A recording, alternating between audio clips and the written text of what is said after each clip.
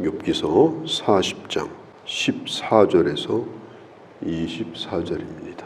하나님께서 욥을 대면하셔가지고 트집 잡는 자, 전능자와 다투는 자, 하나님이 보실 때는 욥이 그렇게 보였습니다. 그 얘기를 듣고 욥이 이제 저는 더 이상 말을 하지 않겠습니다. 그렇게 얘기를 합니다. 그러면 하나님도 얘기를 좀 끝내야 되는데 계속해서 또 이 말씀을 이어가십니다. 왜냐하면 아직 하실 말씀이 남아있는 거예요. 왜 그럴까? 지금 하나님이 욥으로부터 들은 얘기가 뭐냐면 지금 하나님은 정의롭지 못하다. 그리고 뭔가 지금 하나님은 일을 잘못하고 있다. 하나님이 하시는 일에는 문제가 있다. 인간이 하나님을 향해서 도저히 할 수 없는 그런 얘기를 욥이 던진 거예요. 예를 들면 우리가 가정에서 자녀들이 우리에게 그런 얘기를 했다고 하면 어떻겠습니까?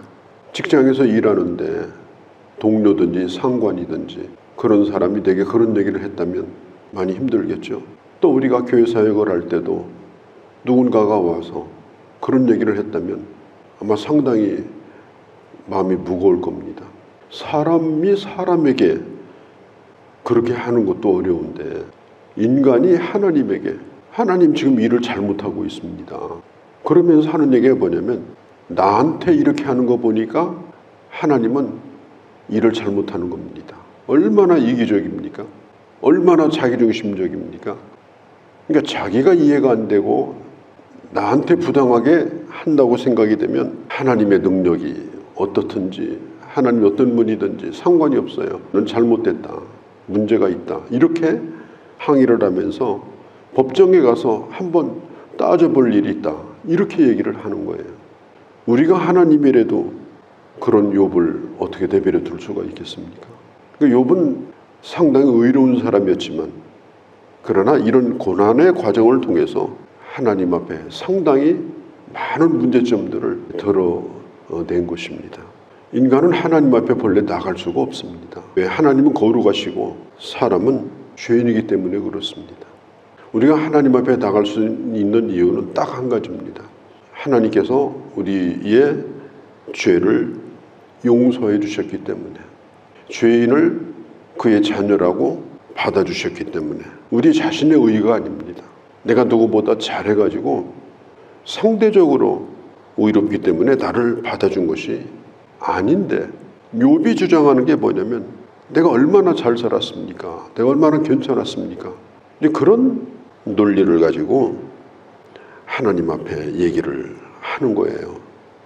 나 같은 사람이 어떻게 재난을 받습니까? 하나님 좀 세상을 좀 똑바로 다스려 주세요. 이런 얘기를 참 하나님이 듣고 계신다는 것도 얼마나 참기가 힘든 문제입니까? 우리가 겪는 일들이 설명이 안 되는 일들이 많은 거예요. 눈으로 보이는 것도 설명이 안 되고 안 보이는 것은 더 안 되고 오늘의 일도 안 되고 미래는 더 설명이 안 되고 인간이 가지고 있는 그런 한계인 것입니다. 그러니까 자기 세계 안에서 이제 하나님을 향해서 마음껏 얘기하다 보니까 이제 여기까지 이제 오게 된 거예요.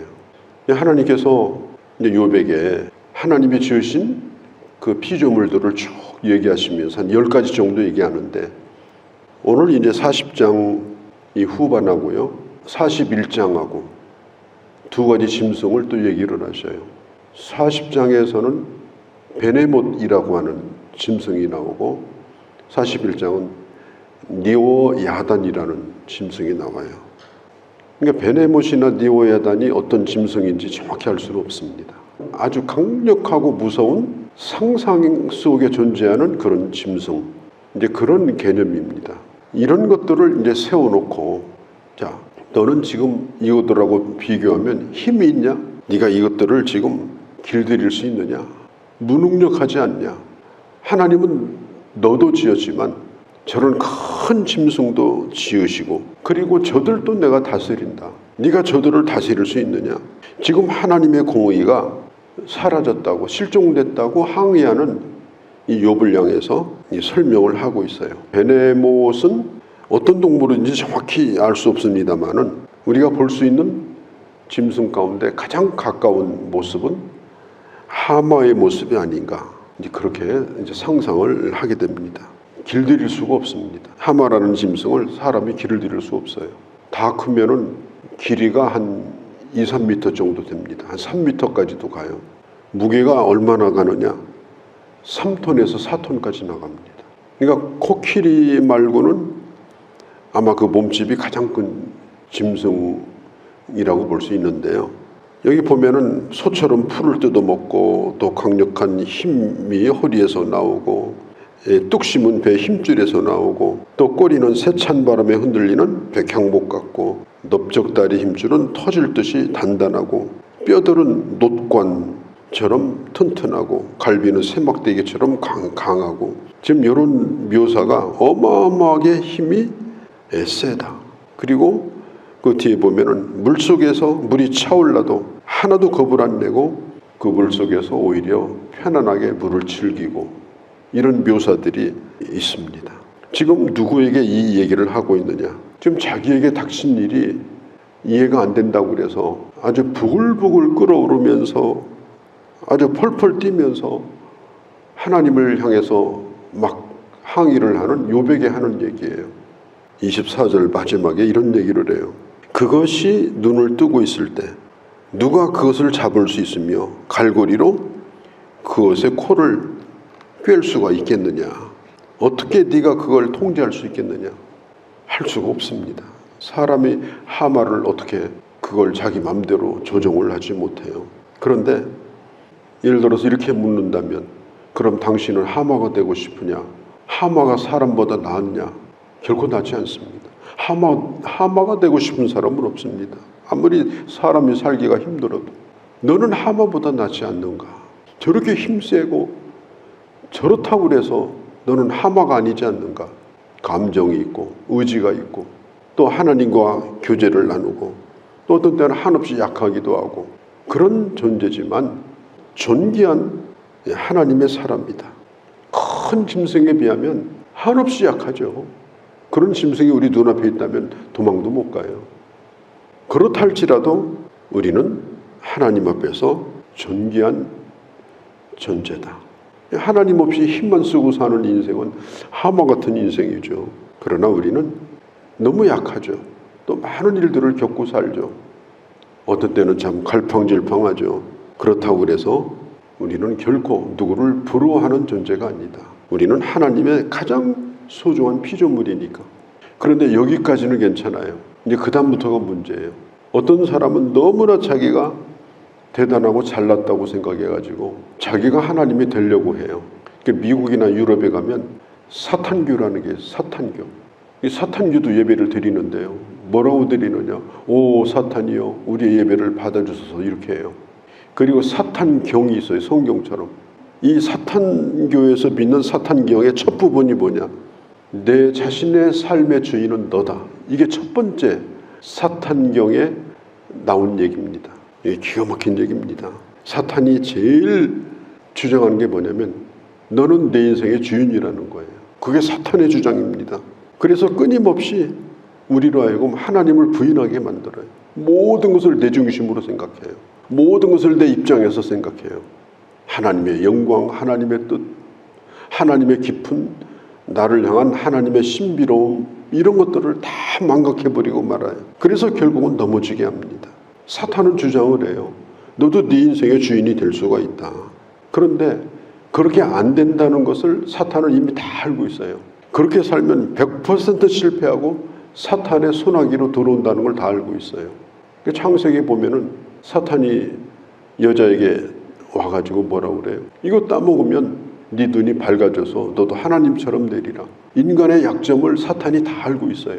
하나님처럼 되고 싶은 마음, 자기가 자기 인생의 주인이 되고 싶은 마음, 하나님이 아무리 그렇게 하라고 했지만 내가 하고 싶으면 해도 된다고 생각하는 마음, 거기에다가 불을 질러가지고 너도 하나님처럼 될 수 있다. 하나님처럼 되는 것이 아니라 따먹는 순간 주인이 되는 거예요. 따먹는 순간 그 에덴 동산에서 결국은 쫓겨납니다. 자기 삶도 감당이 안 되는 거예요. 사탄은 네가 네 인생의 주인이라고 하지만 자기 삶도 감당이 안 되고 자기도 못 다스리고 결국은 쫓겨나고 만 겁니다. 그러니까 사탄은 내 자신이 하나님 앞에서 얼마나 존귀한 자냐, 또 하나님과 관계 속에서만이 내가 가치 있다, 하나님과의 관계 속에서만이 내가 소중한 자다, 이걸 망각하고 그냥 자기중심대로 살고자 하는 거예요. 욥도 상당히 의로운 사람이었지만 욥의 말을 가만히 들어보면은 이런 면이 없지 않아 있는 겁니다.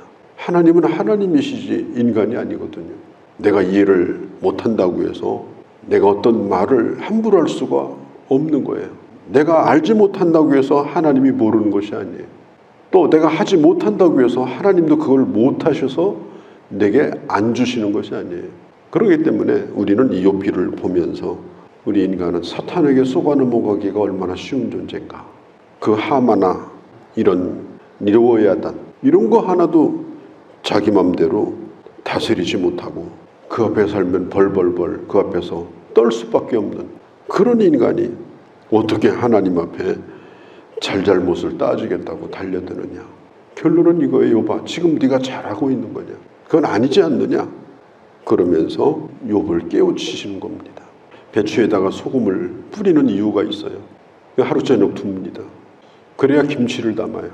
뿌려놨는데 그 이튿날 와서 보니까 시퍼래가지고 밭에 가다 심어도 또 살게 생겼어요. 안 죽었어요. 그러면은 김치를 담을 수가 없어요. 우리가 살면서 여러 가지를 많이 겪지만 우리가 그런 것들을 통해서 정말 내가 죽어지고 그리고 하나님이 쓰실 만한 그런 존재로 우리가 점점 만들어져가는 그런 과정 가운데 우리가 있을 때 우리는 더 깨지는 것이 아니고 더 존귀한 자가 되어서 하나님 쓰시는 귀한 그릇이 될 수가 있다. 다시 한번 깊이 생각을 하게 되는 것입니다. 거룩하신 우리 아버지, 연약한 저희들입니다. 정말 내가 누군지조차 모르고 늘 망각하고 사는 저희들입니다. 하나님, 저희들 우리 하나님 앞에서 겸손하게 하시고 또 죽어지게 하시고 그리고 하나님의 신비로운 뜻 가운데 오늘 내가 살고 있음을 믿고 주님 안에서 주님을 주님답게 섬기고 나는 나답게 주의 종으로 살아가며 하나님이 세워주시고 높여주시고 존귀하게 해주심으로 더 멋진 주의 사람으로 살아가는 그런 저희가 되게 하여 주옵소서. 우리 주 예수님의 이름으로 기도하옵나이다. 아멘.